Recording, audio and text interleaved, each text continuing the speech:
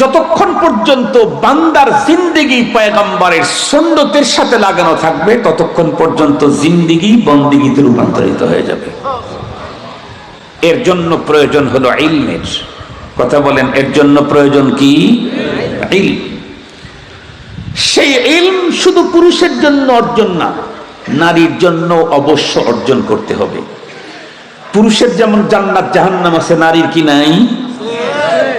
না, পুরুষ নামাজ কি শুধু পুরুষের না নারীরও? রোজা, যাকাত, যাকাত কি দেয় আপনাদের অঞ্চলের নারীরা? তারা তো মনে করে যে যাকাত দিবে তো ছেলের বাবায়। গহনা আছে, চাঁদি আছে, স্বর্ণ আছে, 1 লাখ টাকাও আছে। কিন্তু 1 লাখ টাকা শুধু টাকা থাকলেই তো প্রয়োজনের অতিরিক্ত 1 বছর পূর্তি হলে তার উপরে যাকাত ওয়াজিব। সেখানে কিছু চাঁদিও আছে, হোক 1 ভরি। সেখানে কিছু স্বর্ণও আছে, হোক সেটা 8 আনা। তারপরে তার কাছে 50,000 টাকা আছে, এর উপরে যাকাত ফরজ। দেয় কি আপনাদের অঞ্চলের নারীরা? যাকাত যে দিচ্ছে না, কি ভয়ঙ্কর পরিণতি হবে তা কি জানে? কোরআন শরীফের মধ্যে, হাদিস শরীফের মধ্যে স্পষ্ট আছে, অনাদায়ী করা যাকাতের সম্পদগুলি পরপারে ভয়ঙ্কর হিংস্র প্রাণীর রূপ ধারণ করবে, অথবা আগুনের শিকল, এটাকে শিকল বানায় দেওয়া হবে। এটা তার গলার ভিতরে লটকে থাকবে। সে যখন এটাকে অসহ্য মনে করবে তখন বলবে, কেন তুমি আমাদেরকে সরাই দিতে চাও কেন? আনা কানজুকা ওয়া আনা মালুকা, আমি তো তোমার সেই সম্পদ। গলায় জড়ায় রাখতে কিন্তু যাকাত দিতে না, আমি তো তোমার মাল।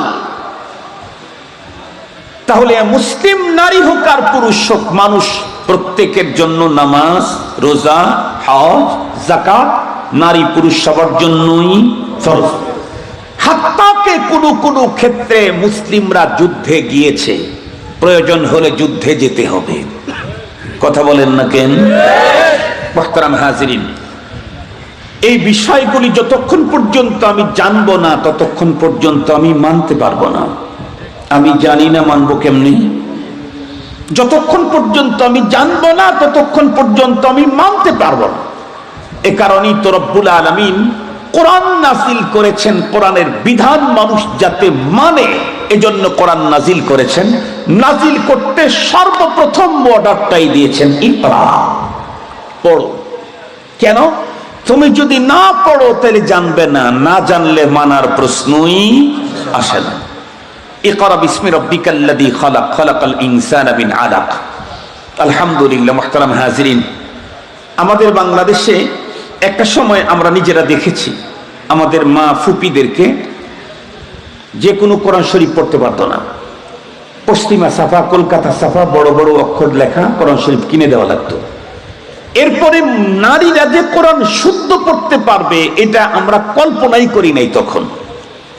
আলহামদুলিল্লাহ, আল্লাহ শুকুর, সময়ের চাহিদা অনুযায়ী আল্লাহ তাআলা আহলুল্লাহদের জেহেনের ভিতরে মেয়েদের মাদ্রাসার প্রয়োজনীয়তা ঢুকাইয়া দিয়েছে।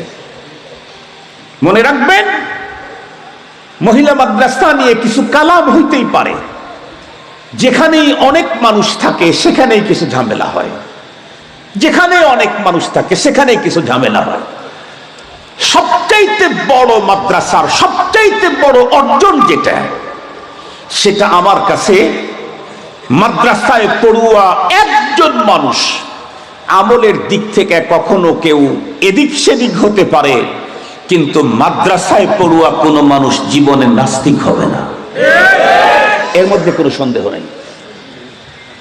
মাদ্রাসায় পড়ুয়া কেউ কোনোদিন নাস্তিক হয় না, হয়তো বা আমলের এদিক সেদিক হতে পারে, নাস্তিক হবে না। আজকে আমাদের দেশের মুসলিম নারীদের কন্ডিশন কি? রমজান মাসে কি দেখলেন? রমজান মাসে কি দেখলেন? এই বাংলাদেশে রমজান মাসে দিনের বেলায় মেয়েরা ওপেন সিগারেট খাচ্ছে ঢাকা শহরে। সেই কথা যখন ছেলেরা বলতে গেছে, সে মেয়ে তখন দম্ভ নিয়ে বলে, আমি যা খুশি তাই করবো, যা খুশি তাই খাবো, তোমার কি সমস্যা? ছেলেটি তখন বলেছে, আমার সমস্যা আছে দেখেই তো তোকে ধরছি। আমার সমস্যা আছে। কি সমস্যা? আমার দেশের নাস্তিকেরা বলতে পারে যে তার স্বাধীনতা, সে সিগারেট খাবে না, ভাঙ খাবে নাকি নাস্তা খাবে, সেটা তার ব্যাপার। আমরা তখন বলবো, তাই যদি হয় তাহলে করোনা ভাইরাসের সময়ে স্বাধীনতার স্লোগান দেও নাই কেন? করোনা ভাইরাসের সময় সবাইকে মাস্ক পরতে বাধ্য করলা কেন? সেটা আমার ইচ্ছা, আমি মাস্ক পরবো না, আমার ইচ্ছা। তখন ধরে জেলে দিলা কেন? তখন আঘাত করলা কেন? তখন জরিমানা করলা কেন? তখন তো তুমি বলবা যে মাস্ক যে পড়ে নাই সেই শুধু ক্ষতিগ্রস্ত না, তার দ্বারায় আরেকজন ক্ষতিগ্রস্ত হয়, এ কারণে মাস্ক পড়তে বাধ্য করা হয়েছে।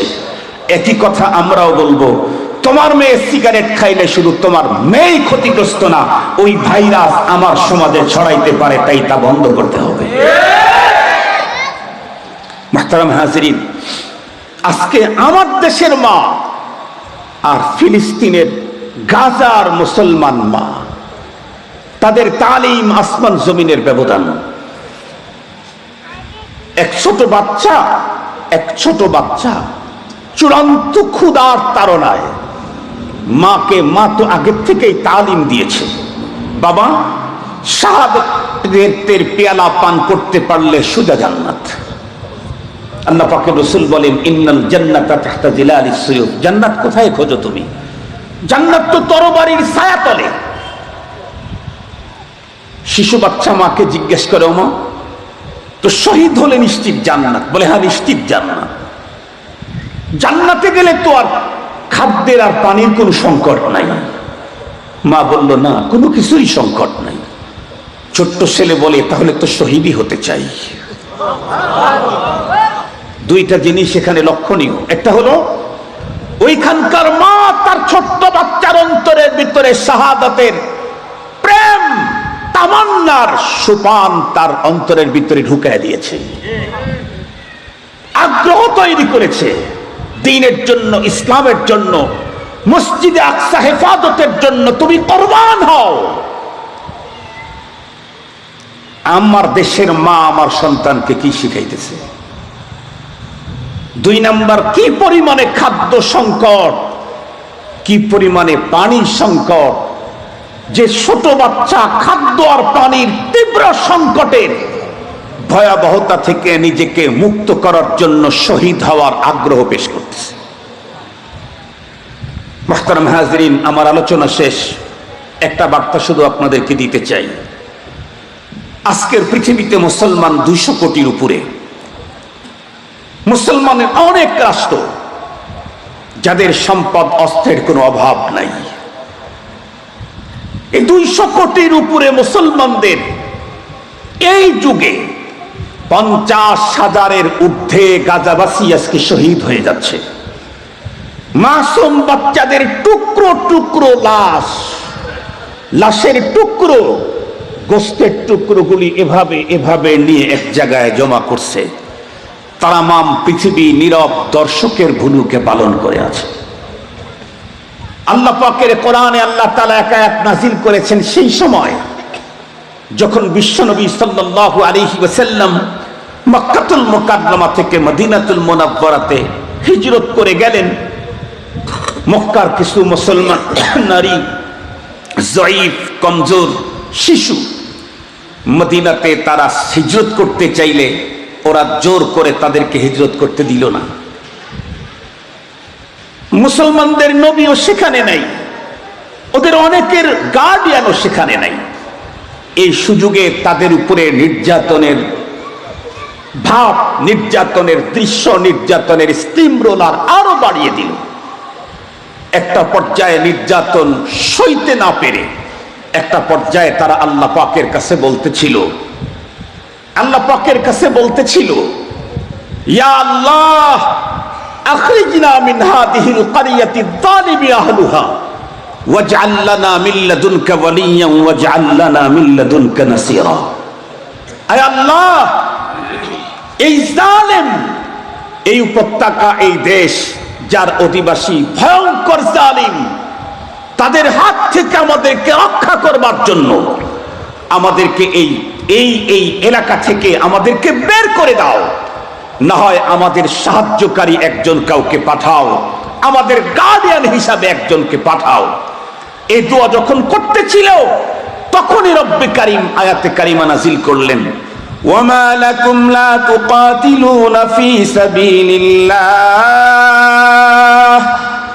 ওয়াল মুস্তাযাফিনা মিনার রিজালি ওয়ান নিসাই ওয়াল বিলদান الذين يقولون ربنا أخرجنا من هذه القرية الظالم أهلها واجعل لنا من لدنك وليا واجعل لنا من لدنك نصيرا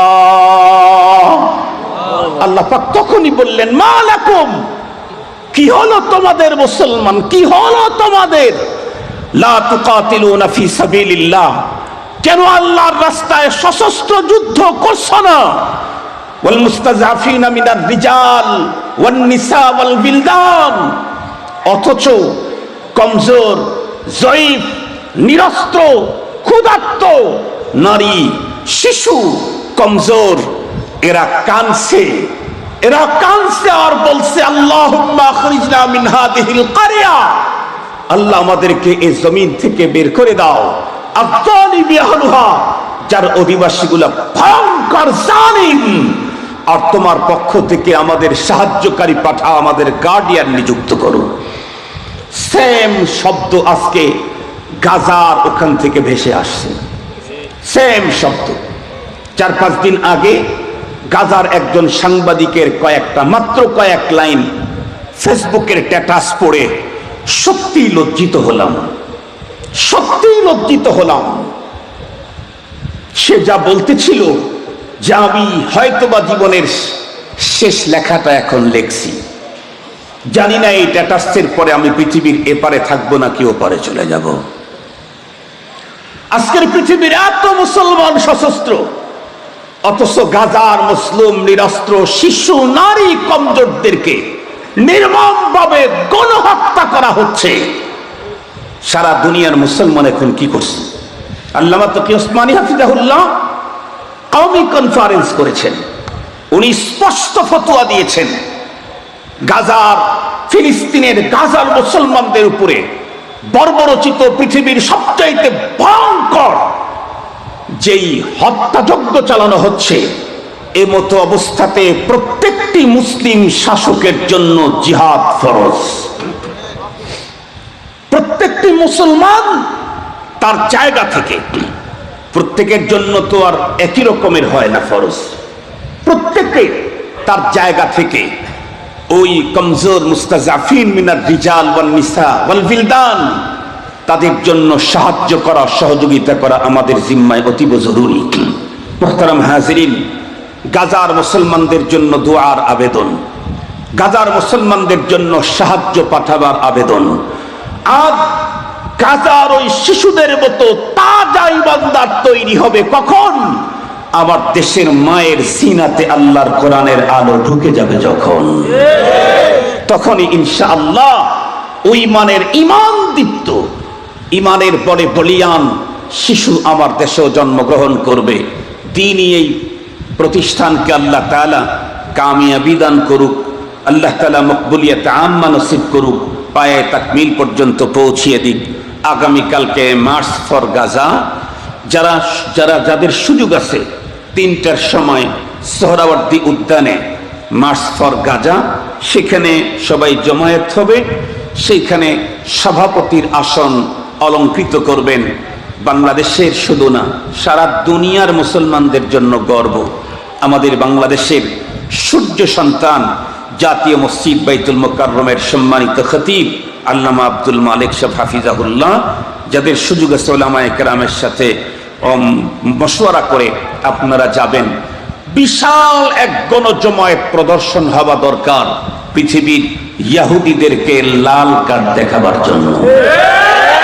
বুঝাইতে হবে গাজার ছোট্ট উপত্যকা শেষ করতে পারলেই তোমরা মনে করছো যে আমরা পার পেয়ে গেলাম। না, আজকের এই পৃথিবীতে মসজিদে আকসা আর মুসলমানদের ইজ্জত সম্মান রক্ষায় 200 কোটির উপরে সৈনিক তৈরি হয়ে আছে।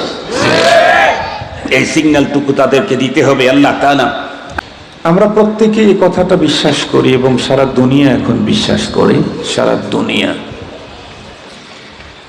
যে এই পৃথিবী একদিন থাকবে না। এই বিশ্বাসটা একটা সময় পৃথিবীর নতুন নতুন বিজ্ঞানীদের মস্তিষ্কে ছিল না, কিন্তু দিন করতে করতে আমরা তো সেই যুগ থেকে একটা কিয়ামতকে বিশ্বাস করি। এখন দুনিয়ার নতুন গবেষকেরা মাঝে মাঝেই কিয়ামতের আশঙ্কা করে, মাঝে মাঝে। আমরা তো একটা কিয়ামত বিশ্বাস করি। এ কারণে 2000 মনে আছে না কিনে 2000-এর 5ই মে মহা আলটিমেটাম দিয়েছিল যে এই দিনে দুনিয়া শেষ হয়ে যাবে। সেই দিনটা ছিল জুমাবার, আপনাদের মনে পড়ে কিনা জানি না। তারা সময় দিয়েছিল 2টা অথবা 2:30। আমি জুমার নামাজ পড়াইতে গিয়ে মুসল্লিদেরকে বললাম যে পৃথিবীর বিজ্ঞানীরা যেহেতু আজকে কিয়ামতের কথা বলছে আর সেই কথা বিশ্বাস করে, বাংলাদেশের মুসলমান ঢাকা ছেড়ে সব গ্রামের বাড়িতে চলে গেছে কিয়ামত উদযাপন করবার লেগে।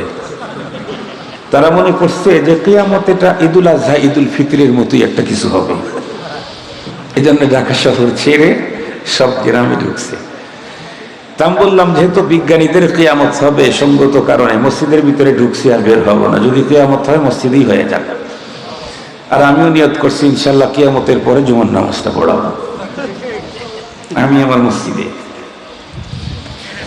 তো যে কথা বলতেছিলাম, পৃথিবীর বিজ্ঞানীরা আগে একটা সময় পৃথিবী ধ্বংস হবে এটা স্বীকার করতো না, কিন্তু এখন মাঝে মাঝেই কিয়ামতের আশঙ্কা করে। তার মানে হলো পৃথিবীর বিজ্ঞানীরা নিশ্চিত আল্লাহ মানুক আর না মানুক কিয়ামতকে মানে।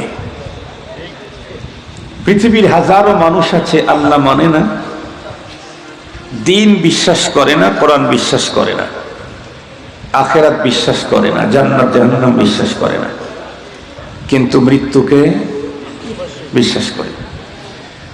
আজকের পৃথিবীর মানুষ হলো 806 কোটি, 1 জানুয়ারি 2025-এর রিপোর্ট। 806 কোটি মানুষের একজন কেউ পাওয়া যাবে না যে মৃত্যুকে অস্বীকার করে। সবাই মৃত্যুকে স্বীকার করে, বিশ্বাস করে। আমরা যারা মুমিন, আমাদের বিশ্বাস আরো একটু অ্যাডভান্স, আরো আগানো। আমরা ঈমানের কালিমা পড়েছি, তো সেখানে স্বীকৃতি দিয়েছি ওয়াল বাসি বাদাল মাউত। আমাদের ঈমান অনেক আগানো। বাস বাদাল মাউত, মৌত পর্যন্ত আমাদের ঈমান সীমিত না। মৃত্যুর পরে আমাদের লম্বা ঈমান আছে। কি? আল হাউযু হাক্কুন ওয়াস সিরাতু হাক্কুন ওয়া রু'য়াতুল্লাহি তাআলা হক ওয়াল জান্নাতু হক ওয়ান নারু হক। আরো লম্বা ফেরেশত আছে। মৃত্যুর পরে আমাদের বিশ্বাসের ফেরেশত অনেক লম্বা। আমরা যারা পরপারকে বিশ্বাস করি, জান্নাত জাহান্নামকে বিশ্বাস করি, একটা কথা বলি, যারা পরপারের জান্নাত জাহান্নাম বিশ্বাস করে না তাদেরকে লক্ষ্য করে বলি, মৃত্যুকে তো বিশ্বাস করো, হ্যাঁ, জান্নাত জাহান্নাম বিশ্বাস করো না। আমরা করি। ওয়ালাউ ফাজ্জান, কথার কথা, পরপারে যদি জান্নাত জাহান্নাম না থাকে তাতে তো আমাদের কোনো সমস্যা নেই। জান্নাত নাই জাহান্নাম নাই, সমস্যা নেই। যদি জান্নাত জাহান্নাম থাকে, এবং অবশ্যই আছে, যদি জান্নাত জাহান্নাম থাকে, এবং কথা বলেন না কেন, অবশ্যই আছে, তাহলে তোমরা যারা পরপারের কাজ করতেছো না, তোমাদের কন্ডিশন কি হবে? তোমাদের কন্ডিশন কি হবে? মুহতারাম হাজিরিন, অল্প সময়ের জন্য আমরা পৃথিবীতে এসেছি। আমি আসি নাই, আমাকে পাঠানো হয়েছে। আমি যতদিন থাকতে চাইব ততদিন থাকার কোনো সুযোগ নাই। যিনি পাঠিয়েছেন উনি আবার নিয়ে যাবেন। যেদিন আমাকে পাঠিয়েছেন সেদিন রিটার্ন ব্যাগের ডেটটা দিয়ে দিয়েছেন। যেদিন আগমন করেছি সেই দিন আমার প্রস্থানের ডেট দেওয়া আছে। লিকুল্লি উম্মাতিন আজাল, আল্লাহ পাকের কোরআন আয়াতে বলে দিয়েছেন। রব যেই ডেট, যেই সময়, যেই ক্ষণ, যেই মুহূর্ত দিয়েছেন, এখান থেকে এক সেকেন্ড এপার ওপার করার কোন সুযোগ লা ইস্তাখিরুনা সাআ ওয়া লা ইস্তাকদিমুন। এবার আসুন, পৃথিবী ছেড়ে যেতে হবে, নিশ্চিত যেতে হবে। পরপারের শান্তি আর মুক্তি টোটালটি হলো ঈমানের উপরে নির্ভরশীল। ঈমান আছে তো পরপারের শান্তি আর মুক্তি আছে। ঈমান নেই, পরপারের শান্তি মুক্তি কোনোটাই নেই। এই পৃথিবীতে অল্প দিনের জন্য আল্লাহ পাঠাইলেন কেন? আদ-দুনিয়া মাজরাতুল আখিরা। আমাকে পৃথিবীতে মূলত পাঠিয়েছেন পরপারের জান্নাতকে জিতে নেওয়ার জন্য। তুমি দুনিয়া যাও, দুনিয়া থেকে জান্নাত জিতে আসো। তুমি পৃথিবীতে যাও, পৃথিবী থেকে জান্নাত জিতে আসো। মুহতারাম হাজরিন, খুব ভালো করে বুঝবেন, আমি যদি পরপারে আল্লাহ পাকের তৈরি করা চির সুখের জান্নাত জিততে চাই, আর ওটা জিতার জন্যই আমাকে পাঠানো হয়েছে, অন্য কোনো কারণে না। সিস্টেম দিয়েছেন, এই এই কাজ করলে তুমি জান্নাত জিততে পারবে। কি বলেন? ইন্নাল্লাযীনা আমানু ওয়া আমিলুস সালিহাত কানাত লাহুম জান্নাতুল ফিরদাউসি নুজুলা। কোরআন সিস্টেম দিয়েছে, তুমি তোমার টোটাল লাইফটাকে দুইটা মিশনে যদি কাটাইতে পারো, একটা হলো ঈমান আর একটা হলো নেক আমল, তাহলে তোমার জন্যই জান্নাতুল ফিরদাউসে আপ্যায়নের ব্যবস্থা হবে। তোমাকে আপ্যায়ন করা হবে জান্নাতুল ফিরদাউসে। মুহতারাম হাজিরিন, খুব ভালো করে কথাগুলি বুঝবেন। তো আমরা প্রত্যেকেই পরপারে জান্নাতুল ফিরদাউসের মেহমান হতে চাই। মেহমান হতে চাইলে লাগবে কি? ঈমান এবং নেক আমল। ঈমানের লম্বা ফেহরিস্ত আছে, কোন কোন বস্তুর প্রতি আমার বিশ্বাস স্থাপন করতে হবে, এটা লম্বা তালিকা আছে। নেক আমলের লম্বা তালিকা কেমন? জন্ম থেকে মৃত্যু পর্যন্ত আমার টোটাল লাইফের প্রতিটি ক্ষণ, প্রতিটি মুহূর্তই হতে হবে ইবাদত। কেন? মা খালাকতুল জিন্না ওয়াল ইনসা ইল্লা লিয়াবুদুন। নফি আর ইসবাত দিয়ে হাসর হয়। রব বলেন, শুধুই আমার গোলামির জন্য তোমাকে তৈরি করেছি, আর কোনো টার্গেট নাই। তোমার জীবনের প্রতিটি মুহূর্ত আমার গোলামিতেই কাটাতে হবে। কেউ যদি বলে, হুজুর তাহলে সংসার করব কখন, দেশ চালাবো কেমনে, সমাজ পরিচালনা হবে কেমনে, বাচ্চা কাচ্চা হবে কেমনে, রুজি রোজগার করব কেমনে? রব্বুল আলামিন আমাকে রুজি রোজগার করতে নিষেধ করেন নাই, বরং অর্ডার দিয়েছেন। আল্লাহ পাক বলেন, فَإِذَا قُضِيَتِ الصَّلَاةُ فَانْتَشِرُوا فِي الْأَرْضِ وَابْتَغُوا مِنْ فَضْلِ اللَّهِ। এর আগের আয়াতে আল্লাহ তাআলা বলেন, إِذَا نُودِيَ لِلصَّلَاةِ مِنْ يَوْمِ الْجُمْعَةِ فَاسْعَوْا إِلَى ذِكْرِ اللَّهِ। ও ঈমানদার, যখন জুমার সালাতের আজান হয় তো সাথে সাথে সব কাজ বন্ধ করে ইলা যিকরিল্লাহ, সালাতের দিকে অগ্রসর হও। ফাইদা কুদিয়াতিস সালাত, নামাজ যখন শেষ হয়েছে, ফান্তাশিরু ফিল আরদ ওয়াবতাগু মিন ফাজলিল্লাহ। আজান হয়েছে তখন যিকরুল্লাহর জন্য চলে যাও। নামাজ শেষ হয়েছে, এখন ফাজলুল্লাহর অনুসন্ধানে বেরিয়ে যাও। এ কারণেই তো আমাদের রাসূল সাল্লাল্লাহু আলাইহি ওয়াসাল্লাম আমাদেরকে যে দোয়া শিখিয়েছেন মসজিদ থেকে বের হওয়ার, সেখানে 5টা সুন্নত। একটা হলো মসজিদ থেকে বাম পা আগে বের করা, জুতার ভিতরে ডান পা আগে ঢুকানো, বিসমিল্লাহ পড়া, দোয়া পড়া, দরুদ শরীফ পড়া, দোয়া পড়া। 3টা কি? বিসমিল্লাহি ওয়াসসালাতু ওয়াসসালামু আলা রাসূলিল্লাহ। দোয়াটা কি? আল্লাহুম্মা ইন্নী আসআলুকা মিন ফাজলি। আয় আল্লাহ, আমি তোমার কাছে তোমার ফজল চাই। কোন ফজল? যেই ফজলের জন্য তুমি আমাকে নামাজের পরে বের হওয়ার জন্য অর্ডার করেছো। ওয়াবতাগু মিন ফাদলিল্লাহ, তুমি ফাজলুল্লাহকে অনুসন্ধানের জন্য বলছো। তোমার সেই ফজল আমি তোমার কাছে এখন আবেদন করছি। তার মানে জিক্রুল্লাহ যেমন আল্লাহর অর্ডার, ফজলুল্লাহর অনুসন্ধান এটাও আল্লাহর অর্ডার। সঙ্গত কারণে আমি স্ত্রীকে নিয়ে সময় কাটাবো, এটাও ইবাদত। আমি ওয়াশরুমে যাব, এটাও ইবাদত। আমি গোসল করব, এটাও ইবাদত। আমি কৃষি কাজ করব, এটা ইবাদত। আমি ব্যবসা করব, এটা ইবাদত। আমি চাকরি করব, এটা ইবাদত। আমি গাড়ি চালাবো, এটা ইবাদত। আমি পথ চলবো, হাঁটবো, সেটাও ইবাদত। আমি কাপড় পরবো, সেটাও ইবাদত। আমি খানা খাবো, সেটাও ইবাদত।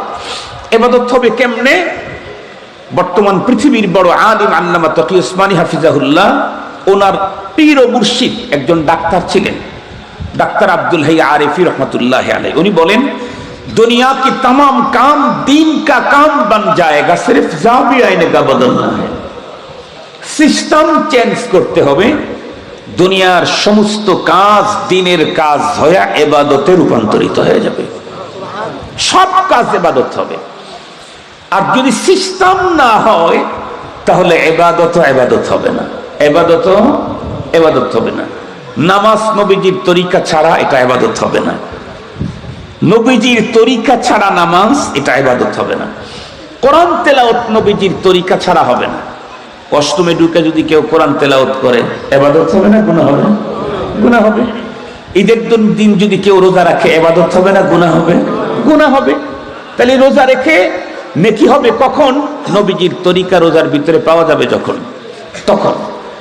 এ কারণে জীবনের প্রতিটি ক্ষেত্রে পয়গম্বরের সুন্নাহ, প্রতিটি ক্ষেত্রে পয়গম্বরের সুন্নাহ দিয়ে আমার জীবনের সকল কাজটাকে যদি সাজাইতে পারি, ডেকোরেশন করতে পারি, তাহলে আমার জিন্দিগি থাকবে না, জিন্দিগি তখন বন্দেগি হয়ে যাবে। জিন্দিগি তখন কি হবে? কথা বলেন না কেন? জিন্দিগি তখন কি হবে? বন্দেগি হয়ে যাবে। আমাদের এলাকায় একজন লোক ছিল, ওই বিদ্যুতের কাজ করত, একদম সিরিয়াস। শেষ পর্যন্ত আর মৃত্যু হয়েছে বিদ্যুতের ওখানে, বিদ্যুতের সাথেই।